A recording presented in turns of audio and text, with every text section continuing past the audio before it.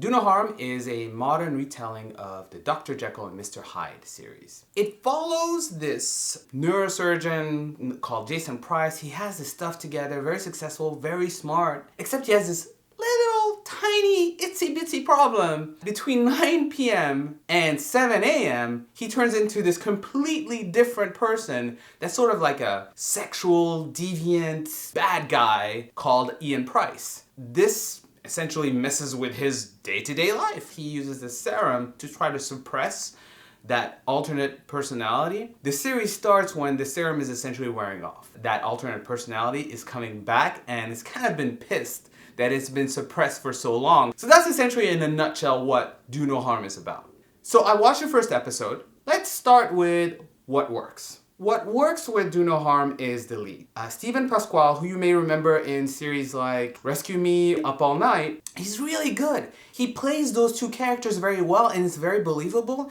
And if you didn't have that, you couldn't watch the show because you'd be like, isn't that the same guy with no makeup? You can totally see the difference between both characters. It's kind of fun to see that duality. And the other thing that kind of works is, it's not like the Hyde character is like an evil bad guy.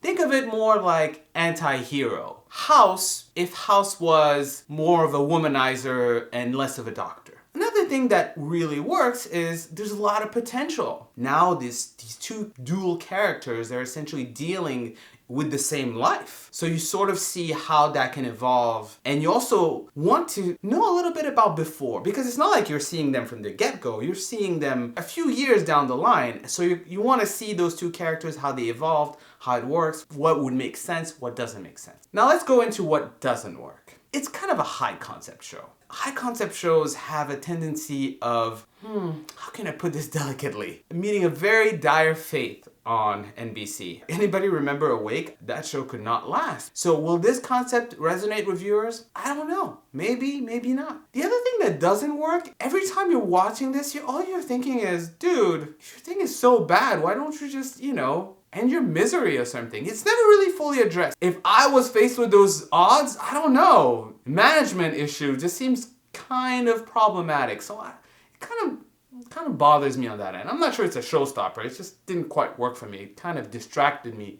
from watching the show. In conclusion, should you watch Do No Harm? You know what? Yeah. I mean, just watch the first episode. If you really don't like it, the concept in and of itself, if you're not in it, you're never gonna be in it down the line. I think it's interesting to watch, and I think it has a lot of potential. Watch the first episode. Heck, watch it now. It's available online on NBC.com. Comment, let me know what you thought. Thank you for watching, and make sure to like this video and subscribe to our channel. Until next time, bye.